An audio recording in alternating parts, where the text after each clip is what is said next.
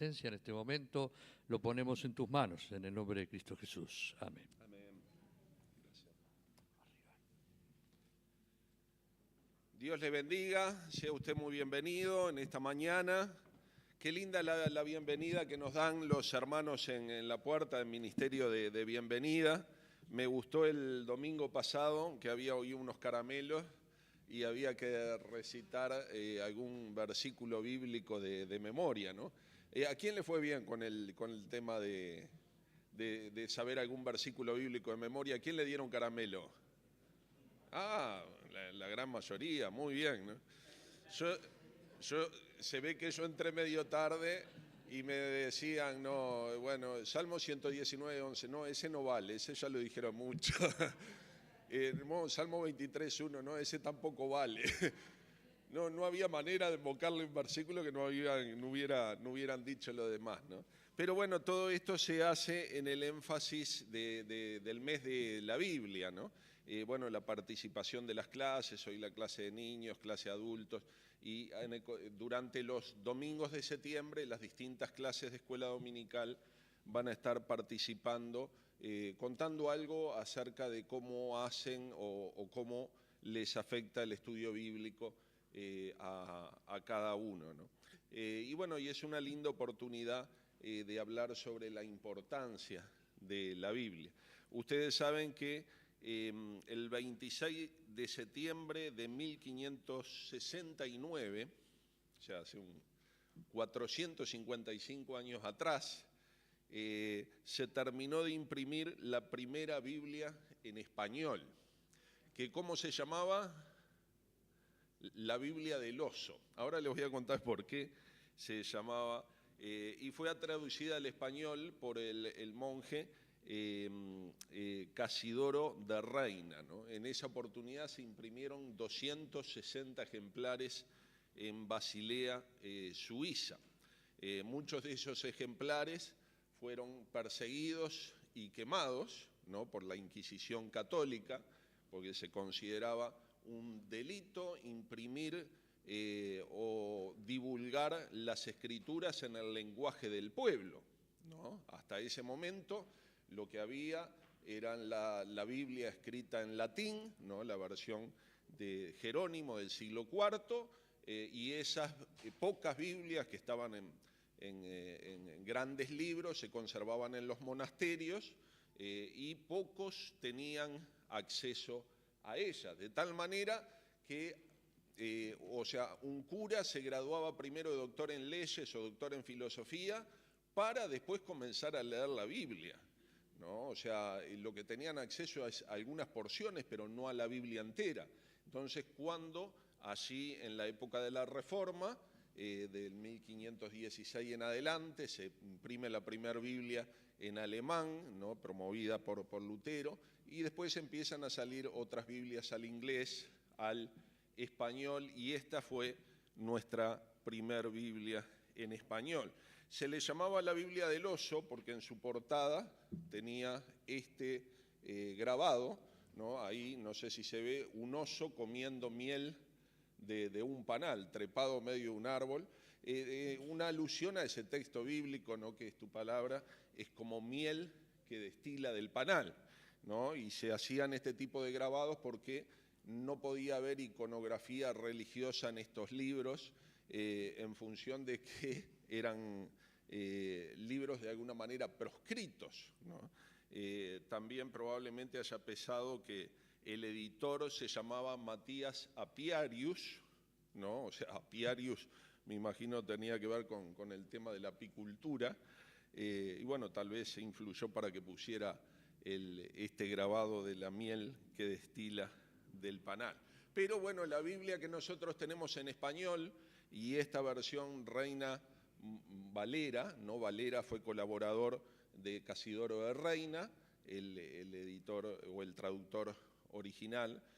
Valera revisó en varias oportunidades lo que su profesor hizo, y por eso a la Biblia que nosotros tenemos hoy, la versión se llama Reina Valera, ¿no? Y es un tesoro de la literatura hispanoamericana, ¿no?, por su excelencia de la traducción y en conservar el sentido original de los textos, ¿no? La Biblia fue escrita originalmente en lo que fue hebreo, arameo y el Nuevo Testamento en griego koiné, y se tradujo al lenguaje español. Pero bueno, lo que sucede es que hoy en día, pleno siglo XXI, se desestima la riqueza de este libro, ¿no? Y bueno, y el común denominador, podríamos decir, de la gente hoy tiene una actitud bastante negativa hacia la Biblia, ¿no? Especialmente la describen como un libro anacrónico, o sea, un libro pasado de moda, un libro que no tiene que ver con nuestras costumbres o nuestros valores hoy, ¿no?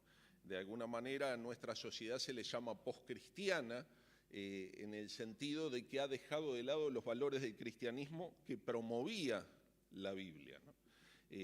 Y junto con esas actitudes o este tipo de pensamiento comienzan a surgir expresiones o comentarios como estos, ¿no? ¿Por qué voy a creer en la Biblia si la Biblia fue escrita por hombres? ¿Ha escuchado alguna vez esa objeción?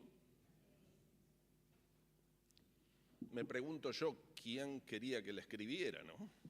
Si fuera en el siglo XXI podríamos decir que la escribiera la inteligencia artificial, pero de alguna manera escuchamos ese tipo de argumentos. O, por ejemplo, ¿quién me garantiza que diga la verdad? Hay otros que dicen, no, pero hay otros libros sagrados. Usted tiene el libro del Mormón, tiene el Corán, tiene la Biblia, tiene las Vedas hindúes, bueno, y tantos otros libros, porque a decir verdad, cada religión tiene su libro autoritativo, ¿no? Entonces, ¿quién me garantiza que diga la verdad? Y dentro de las posturas relativistas hoy, ¿tá?, lo que diga el libro del Mormón es tan valioso y autoritativo como lo que diga esto. Entonces, ¿quién dice la verdad? Entonces, este tipo de objeciones se van presentando cuando nosotros hablamos de la Biblia. Otros dicen la Biblia es un libro que va en contra de la libertad del hombre. Es muy común que determinados grupos activistas de derechos digan, no, la Biblia corta la libertad, ¿no? Uno argumenta que la Biblia defiende el derecho a la vida, por lo cual no estamos a favor del aborto. Entonces los otros van a decir, no, pero la Biblia entonces corta el derecho de las mujeres y su libertad. Entonces hay una opinión o una predisposición negativa hacia la palabra de Dios, hacia la Biblia, ¿no? A tal punto de que bueno, ya hoy no se utiliza ni la vemos como argumentación en los programas de debate. Yo me recuerdo cuando era chico había programas de debates en la televisión y siempre había alguien que representaba al cristianismo, o sea, en una mesa, en un panel, ¿no? Entonces ahí vas a encontrar un cura, a un pastor. Yo no llegué, pero quizás los más veteranos se acuerdan, había un programa en televisión que el pastor Milován aparecía como representante de la iglesia cristiana y él argumentaba en esos programas de debate desde el lado del punto de vista cristiano, y el argumento era, la Biblia dice, ¿no? Hoy usted no va a encontrar, ¿sí? Conozca su derecho, ahí está. ¿En qué canal era eso? Ajá. Claro. Unas décadas atrás, ¿no?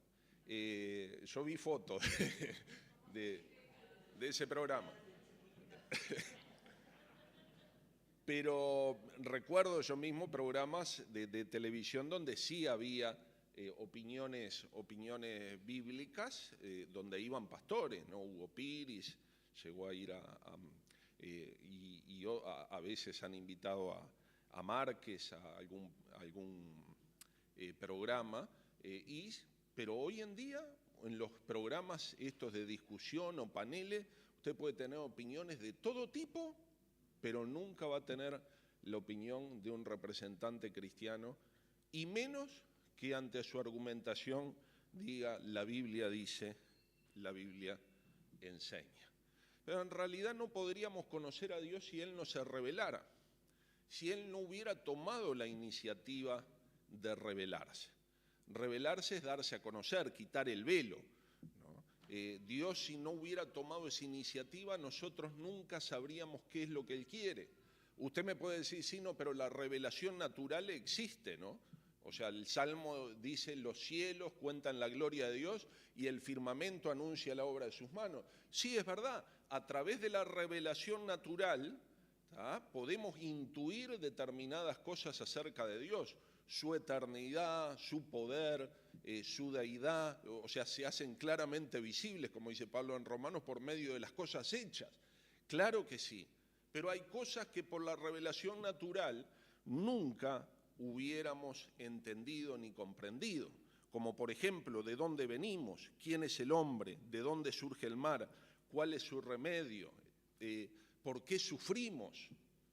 O sea, si no hubiera una iniciativa de Dios específica para darnos respuesta a estas preguntas, seguiríamos en la total oscuridad, todavía teorizando respuestas filosóficas acerca de las respuestas a estas preguntas.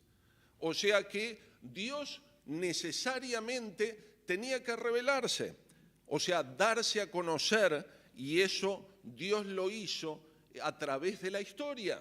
Él se manifestó a distintos hombres en diferentes tiempos para, por medio de su revelación, darse a conocer, decirnos quién es.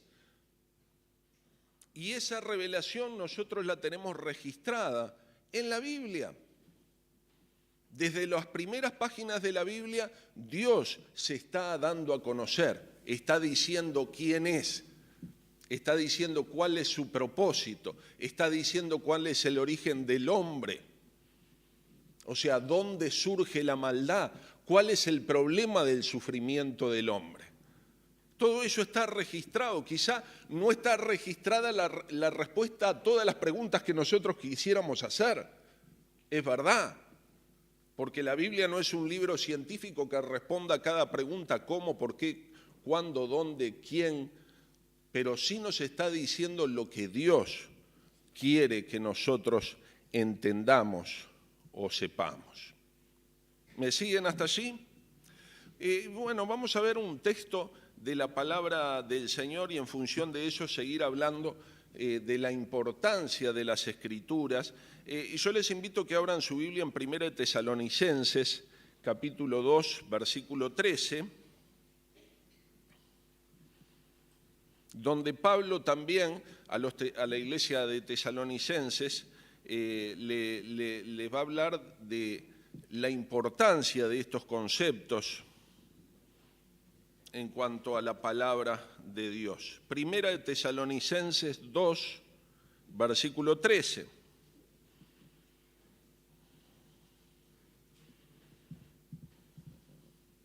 Dice así la palabra: por lo cual también nosotros damos gracias a Dios sin cesar, porque cuando recibisteis la palabra de Dios que oísteis de nosotros, la recibisteis no como palabra de hombres, sino según en verdad la palabra de Dios, la cual actúa en vosotros los creyentes. En función de este texto me gustaría considerar tres aspectos, ¿no? Dice allí, la palabra de Dios que oísteis de nosotros, les dice el apóstol Pablo. O sea, Pablo como apóstol, él había sido enviado y él hablaba acerca de la palabra de Dios. O sea, las palabras que él decía eran palabra de Dios. Él predicaba acerca de la palabra de Dios. Entonces podemos ver en primer lugar,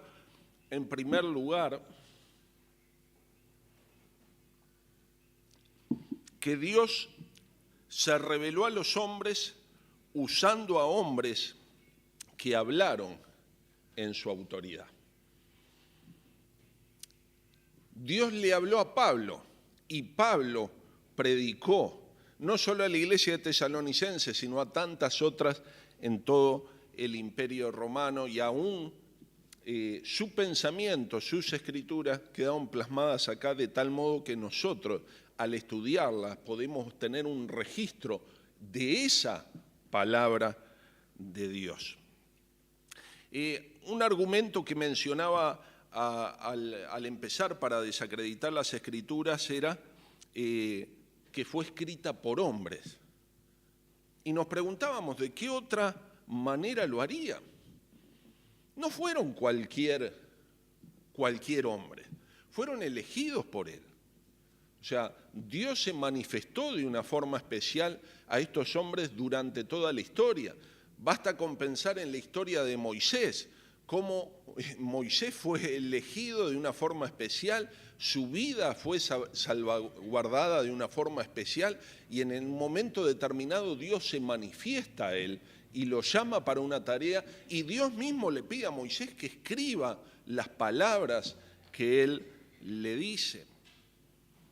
O sea que la palabra no es una iniciativa personal de los hombres que quieren hablar en el nombre de Dios, sino que hay una elección de Dios, una dirección de Dios para elegir a los hombres para que éstos hablen en el nombre de Él. Y eso lo podemos ver constantemente en la Biblia, con Moisés, con Jeremías, como Isaías, cómo hay un llamamiento y hay una orden de parte de Dios para que hablen al pueblo en su lugar.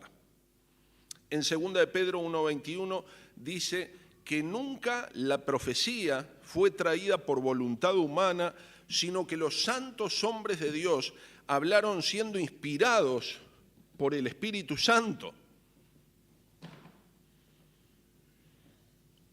No estamos hablando de hombres perfectos, porque si hay algo que la Biblia nos muestra es a los hombres como son. A los mayores héroes que describe la Biblia los describe con mucha sinceridad, con sus virtudes y sus defectos. No son perfectos, pero sí santos. Santo significa apartado. Dios los apartó a estos hombres para que Él les hablara o les inspirara, les soplara por medio del Espíritu Santo la palabra de Dios.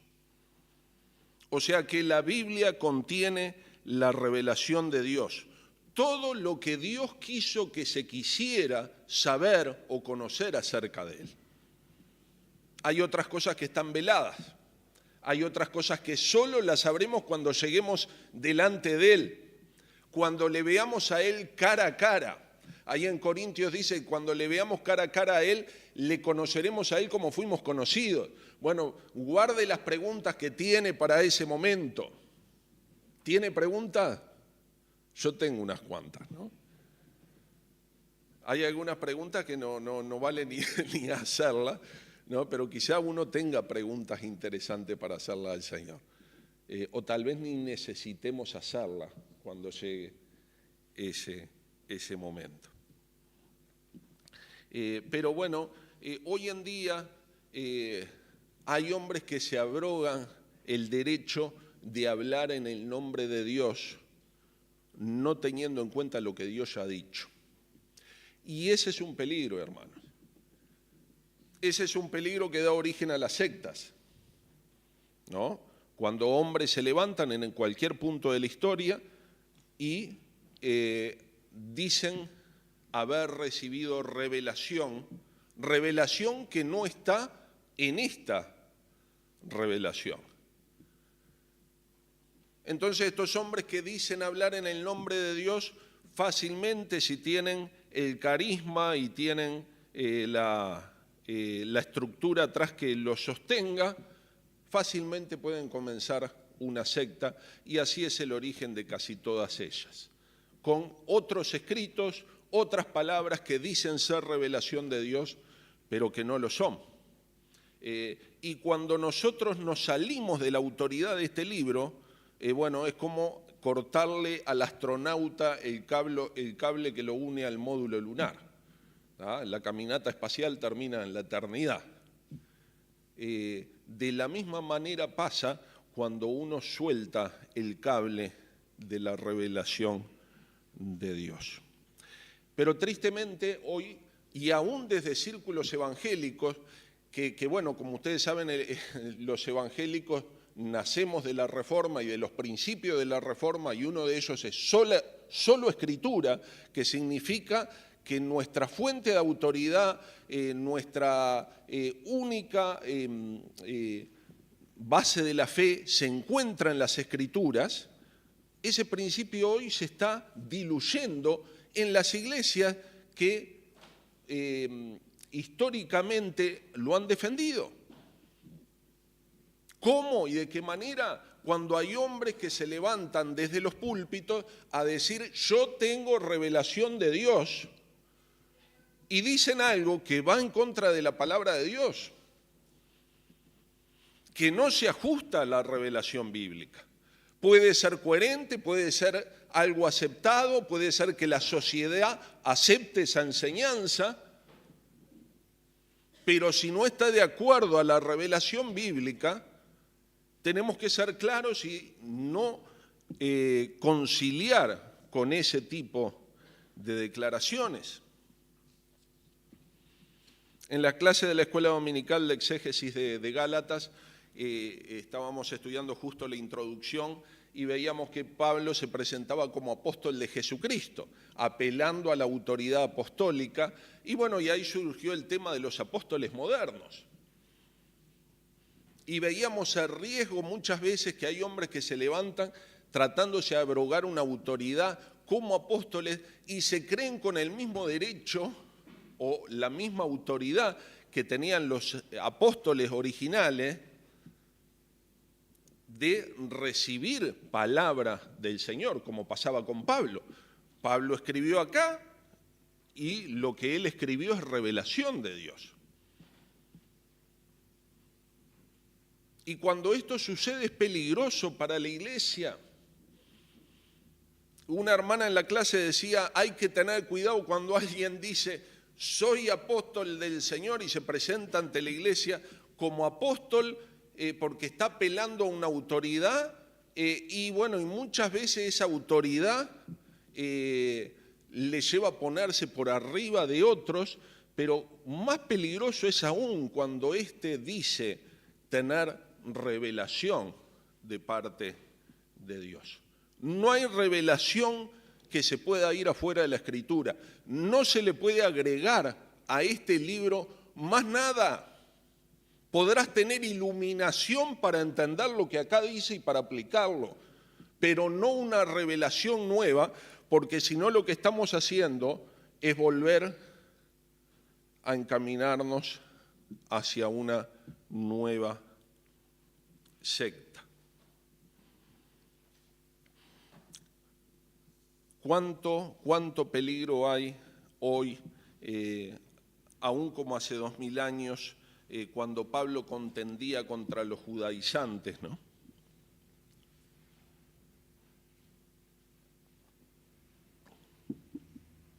Que pretendían dar un mensaje que no está en los evangelios, y Pablo con mucha firmeza se tendría que parar: si alguien os predica un evangelio diferente, sea anatema, sea maldito, sea apartado de la iglesia. Hermano, esas palabras son tan vigentes en ese tiempo como para el tiempo de hoy. Y que la iglesia entre en una mentalidad relativista donde todos los conceptos son iguales es un peligro para la iglesia y para la correcta interpretación de la palabra de Dios. Alguno dirá: bueno, ¿por qué solo estos libros? La Biblia tiene 66 libros. ¿Por qué estos? ¿Por qué solo los 27 del Nuevo Testamento? Si había otros.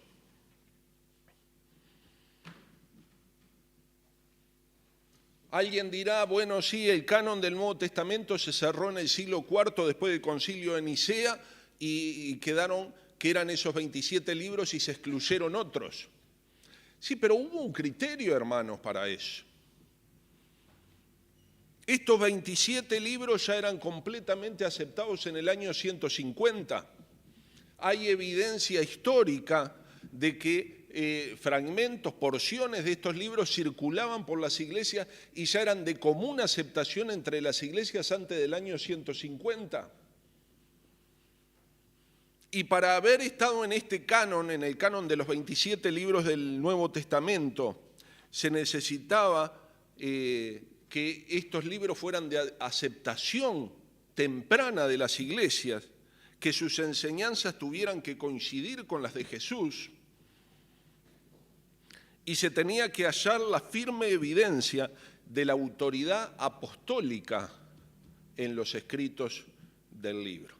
Esos fueron básicamente los parámetros que hicieron el canon del Nuevo Testamento. Había otros libros o cartas que circulaban. Y ustedes capaz que en internet habrán hablado del Evangelio de Judas, el Evangelio de Pedro, el Evangelio de Tomás. ¿Ah? Esos libros no son escritos hasta el 800, del 600 al 800 después de Cristo. ¿Ah? Y generalmente por tendencias gnósticas, y por eso no se le incluyeron en el canon original, ni tampoco se les va a incluir nunca en un canon posterior, porque no se ajustan a estos parámetros del canon del Nuevo Testamento. Pero también entre esos argumentos dice, pero ¿por qué tantos autores? Son demasiados autores, ¿no? La Biblia fue escrita por 40 autores, 66 libros, 40 autores, y uno dirá, ¿por qué 40 autores? Y quizá esa es una de las mayores fortalezas, lo que algunos ven como un problema, ¿tá? Porque dice, la Biblia fue escrita por hombres, por 40 hombres, y algunos lo ven como un problema para criticar la Biblia. Es una de las mayores fortalezas. Un solo hombre que escriba un libro sagrado se puede equivocar, puede haber sido engañado. El libro del Mormón fue escrito en 1840, hace poquitos años atrás. José Smith dice haber recibido la revelación del ángel Moroni, que había planchas de oro ocultas debajo de un árbol. Él fue a buscar las planchas de oro que estaban escritas en un idioma egipcio reformado, cosa que la arqueología no conoce este idioma, y él recibió de parte del ángel Moroni el Urim y el Turim para hacer una traducción de ese libro. Él no conocía el idioma, lo tradujo por revelación por medio del Urim y el Turim. No nos explicamos cómo fue eso. Las planchas de oro nadie las vio. O sí, hubieron 7 testigos que vieron la plancha de oro, pero no conocían el lenguaje. Hubo otros eruditos que vieron los calcos de las planchas de oro, pero nunca vieron las planchas de oro, porque después que las tradujo el ángel se las llevó. Ante estas descripciones de cómo se escribió el libro del Mormón, nos resulta algo tremendamente increíble e inverosímil cuando nosotros conocemos o estudiamos medianamente la palabra de Dios y vemos que es un libro que está asociado a la historia de un pueblo. O sea, nosotros podemos seguir las narraciones a través de la historia de un pueblo. Un solo autor se puede equivocar. Mahoma escribió el Corán. Lo escribió en el año 600 y poco después de Cristo. En el Corán hace referencias a la Biblia, al Antiguo Testamento, al Nuevo Testamento, habla de Abraham, habla de Jesús, habla de Ismael, ¿no? O sea, tiene muchísimas referencias de la Biblia, pero fue escrita por un solo autor. Y a medida que uno avanza en la lectura del libro, puede ver un proceso de cambio de ideas y de principios a través de la vida de Mahoma, porque sus enseñanzas posteriores no son las mismas que al inicio. Pero la Biblia fue escrita en un periodo de 1500 años, 40 autores diferentes. Eran reyes, eran pastores, eran pescadores, eran oficiales de gobierno, fue escrita desde palacio, fue escrita desde el campo, fue escrita desde distintas ciudades y conserva una unidad teológica, y eso es algo que lo hace hacer un libro tan especial, porque no hay un solo libro que se le iguale en eso, en guardar una línea y una coherencia a través de 1500 años y 40 personas diferentes que escribieron acerca de lo mismo con coherencia. Y eso no tiene nada más ni nada menos que la firma de Dios atrás de esto. Dios eligió y escogió a los santos hombres de Dios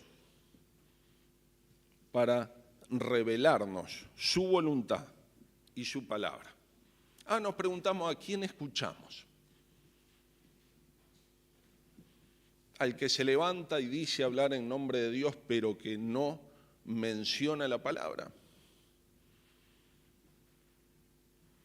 Muchas veces escuchamos en internet predicaciones donde, bueno, el predicador es bastante elocuente, pero no menciona de la Biblia.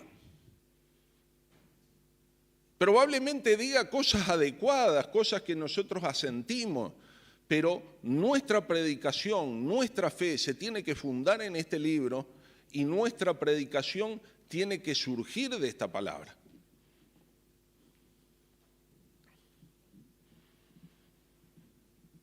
El pasaje que leímos allí en Tesalonicenses dice,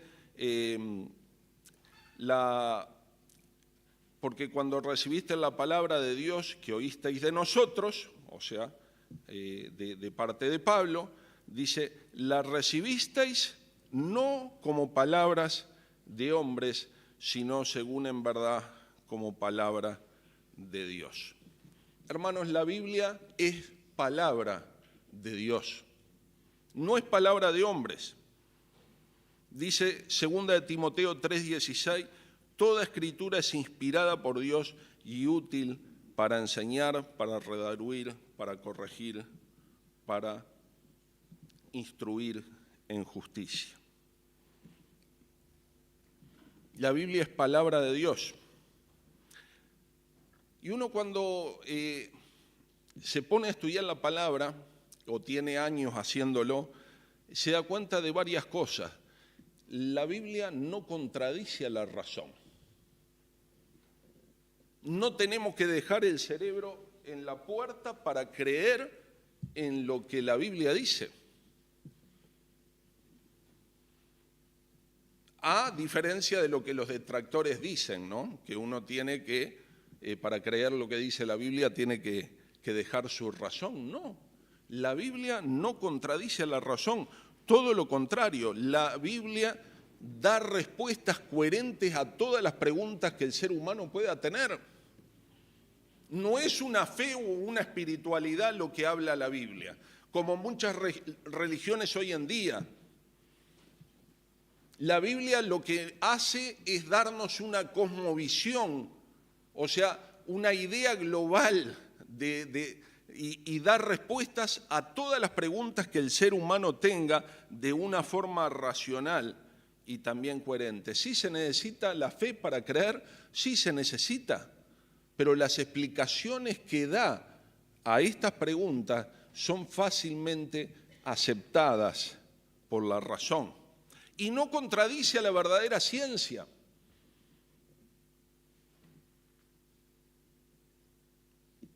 El conocimiento científico se basa en cosas comprobables y la ciencia, cuando hace una declaración de conocimiento científico, está descubriendo la verdad de Dios en el sentido cómo Dios hizo las cosas, cómo funciona su creación. Sí se puede oponer la Biblia a teorías de los hombres, pero las teorías no son conocimiento científico.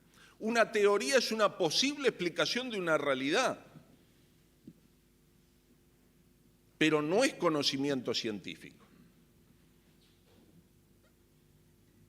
Pero a medida que la ciencia avanza, muchas veces va confirmando lo que la Biblia declara.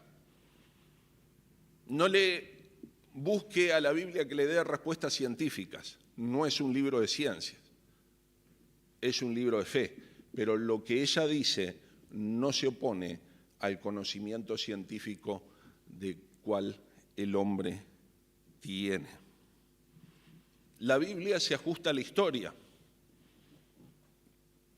Sus narraciones de civilizaciones, de ciudades, de personajes, de cronologías, de fechas, son comprobables por la historia, por la arqueología y por las ciencias que se dedican a este tipo de estudio.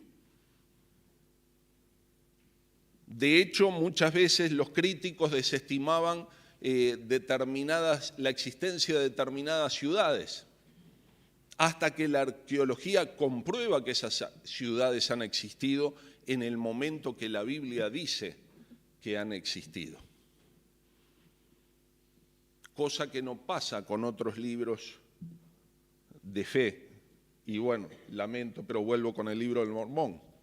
Describe una civilización en Norteamérica, precolombina, que son los nefitas, que son una tribu perdida de Israel, las cuales emigran 600 años antes de Cristo, haciendo una emigración cruzando Asia, llegando a América y forjando una civilización floreciente en América del Norte, a la cual Cristo después se les presenta, después de ascender a los cielos, Cristo se les presenta a los nefitas.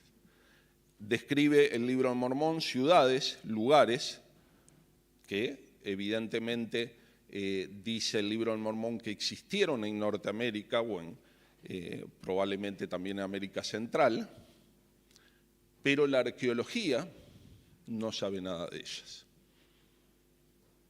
Ni la historia, ni la arqueología, ni la paleontología, ni ninguna de las ciencias puede confirmar lo que este libro dice acerca de una civilización perdida o una tribu perdida de Israel en Norteamérica.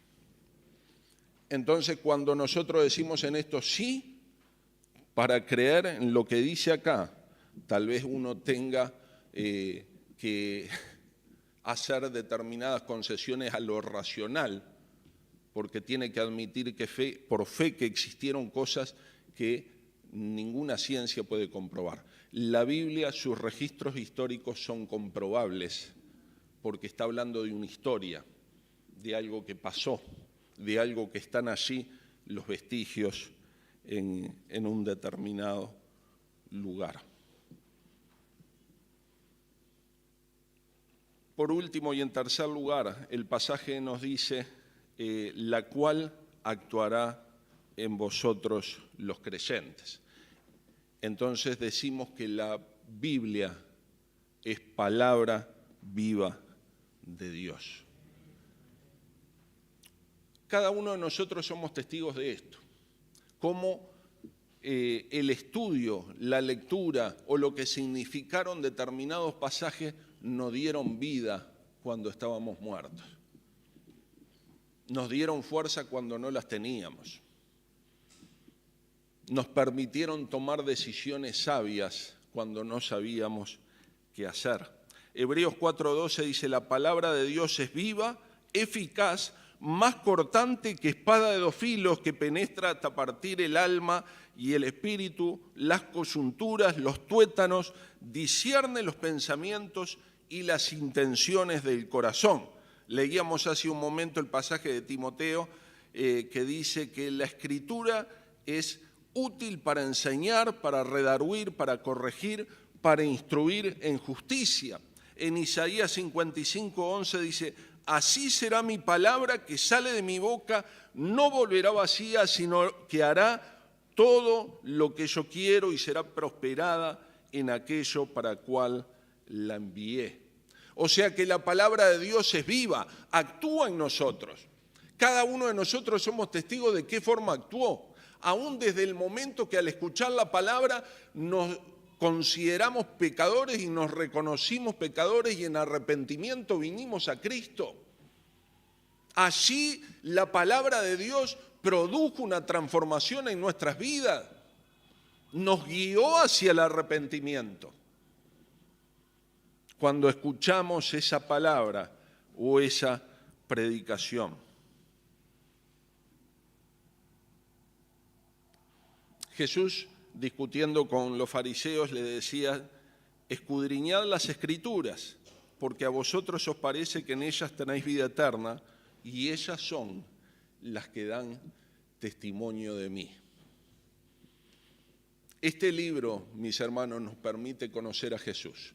A Jesús no lo vas a poder conocer por una documental de History Channel, ni por ningún otro canal que haga una documental, ni por National Geographic, ni por nada de eso. A Jesús solo lo conoces a través de las páginas de este libro. Y cuando vos te encontrás con la invitación de Cristo a seguirle, es algo que se hace personal. Cuando tú la lees acá, esa invitación se hace personal y la sentís como que Dios mismo te estuviera diciendo, sígueme. Porque es palabra viva de Dios.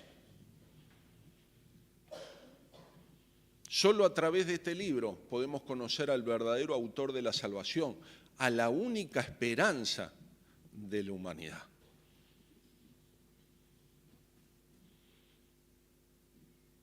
Un libro de autoayuda te podrá ayudar a tomar decisiones saludables, en algunos casos.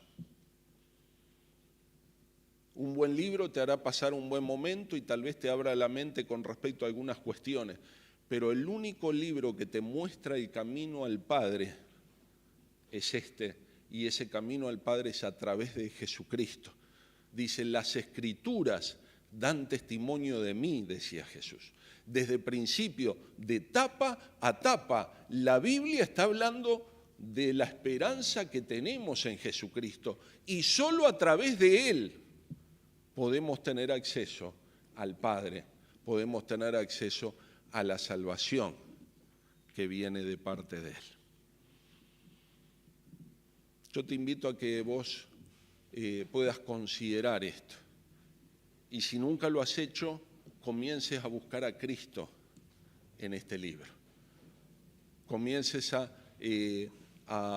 buscar al Señor Jesús en las palabras de este libro, porque sus palabras son palabras para vida eterna. Podrá haber muchos detractores de la palabra, ¿no? Este ejemplo lo he puesto muchas veces, pero creo que para terminar este mensaje es adecuado. Un pastor entró en el taller del herrero y vio varios martillos abollados, descartados en un rincón por su duro uso al golpear continuamente contra el yunque. Y le preguntó el herrero cuántas veces había cambiado el yunque. Y el herrero le respondió, nunca cambié el yunque. Los martillos son los que se deshacen golpeando, permanentemente contra él. Y este pastor pensó, bueno, así es la Biblia, que sigan pegando contra el yunque, pero el yunque de su palabra permanece para siempre. Amén. Oremos. Padre amado, en esta mañana queremos agradecer por tu palabra, por tu generosidad y por tu gracia que nos has permitido contar con ella. Gracias, Padre, porque a través de ella podemos conocer a Jesucristo. Gracias, Padre, porque a través de tu palabra tenemos la certeza, porque tú no mientes, de que tenemos esperanza por la fe de vida eterna en Cristo Jesús.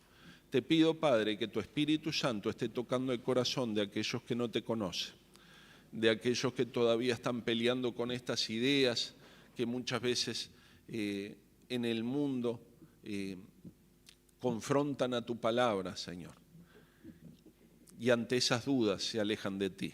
Yo te pido, Padre, que convenzas al corazón que está dudando, Señor. Sobre todo, Padre, que en estas páginas pueda manifestarse en sus vidas el obrar de tu Hijo Jesús, Señor.